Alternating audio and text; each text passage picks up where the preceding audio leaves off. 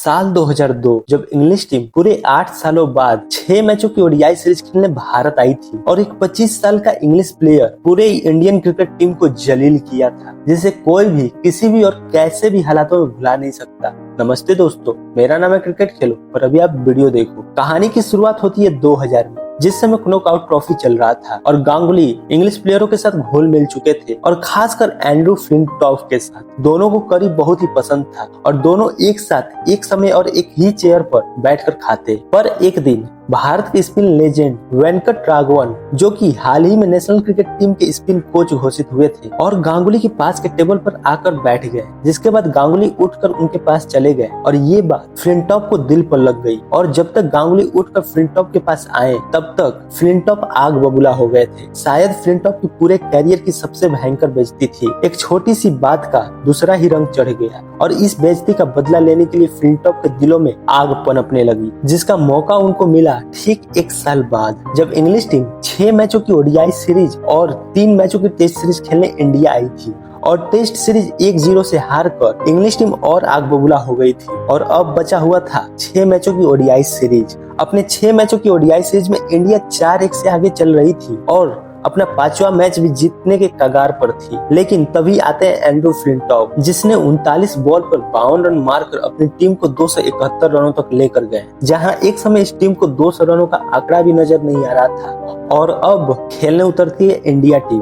अपने पहले 10 ओवरों में 60 रन बनाकर एक अच्छी शुरुआत दिलाती है और उसके बाद गांगुली और कैफ जिम्मा लेते हैं और अपनी टीम को 200 के आंकड़े तक पहुंचाते हैं। तभी गांगुली 74 रन बनाकर आउट हो जाते हैं और उसके बाद इंडिया का ऐसे विकेट गिरता है जैसे एक पेड़ से सूखे पत्ते झड़ने लगते हैं। इंडिया 227 तक 7 विकेट खो चुकी थी। इंडिया अपने पिछले 28 रनों के अंदर 5 विकेट खो चुकी थी और अब इंडिया को जीतने के लिए 6 बॉल पर 8 रन चाहिए होते हैं और विकेट बचा होता है केवल 2 और इंडिया केवल 6 बॉल पर 6 रन ही बना पाती है और वो मैच हार जाती है। पूरा का पूरा भारतीय टीम का माहौल ही चेंज हो जाता है और अब ठीक 2 दिनों बाद इस सीरीज का आखिरी मैच खेला जाता है और किस्सा वही। इंग्लैंड पहले बल्लेबाजी करते हुए 255 रनों का स्कोर खड़ा करती है, जिसमें एक और बार एंड्रू फ्लिंटॉफ का 40 रनों का महत्वपूर्ण योगदान रहता है। भारतीय टीम खेलने उतरती है और पारी खत्म होते होते इंडिया को जीतने के लिए लगभग 80 बॉल में 65 रन चाहिए होते हैं और विकेट बचे होते हैं 7।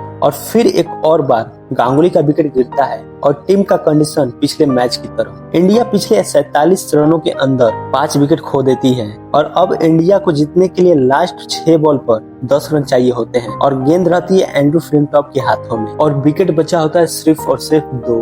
अपने पहले 3 बॉलों पर सिर्फ 4 रन देते हैं और चौथी बॉल पर अनिल कुंबले को रन आउट कर देते हैं और 5वीं बॉल पर श्रीनाथ को बोल्ड मारकर मैच ही खत्म कर देते हैं। और उसके बाद एंड्रू फ्लिंटॉफ का अपना शर्ट निकालकर पूरे ग्राउंड में चक्कर लगाना किसी देश का अपमान करने से कम नहीं था। मायूस चेहरा, उदास आंखें और नाखून चबाता हुआ ये कप्तान सिर्फ और सिर्फ उस दिन देखता ही रहा। लेकिन कोई ना, तू शेर है तो मैं सवा शेर। ठीक 4 महीने बाद इंग्लैंड में नेट वेस्ट सीरीज खेला गया, जिसमें इंग्लैंड और भारत के साथ साथ श्रीलंका भी थी। लेकिन श्रीलंका फाइनल की रेस से बाहर हो गई और फाइनल में पहुंचे इंग्लैंड और भारत। एक और बार फ्लिंटॉफ और गांगुली आमने सामने थे। दर्शकों से भरा ये खचाखच मैदान बेकाबू था। टॉस किया जाता है। इंग्लिश टीम एक और बार टॉस जीतकर पहले बल्लेबाजी का फैसला लेती है और 325 रन का टारगेट देती है, जिसमें इंग्लैंड के ओपनर बल्लेबाज मार्कस 109, इंग्लिश टीम के कप्तान नासिर हुसैन 115 और एक और बार एंड्रू फ्लिंटॉफ का 40 रन का महत्वपूर्ण योगदान। भारतीय टीम खेलने उतरती है और सहवाग और गांगुली की धमाकेदार बल्लेबाजी की बदौलत टीम का स्कोर 13 ओवर में 100 रन ही हो जाता है, वो भी बिना विकेट खोए।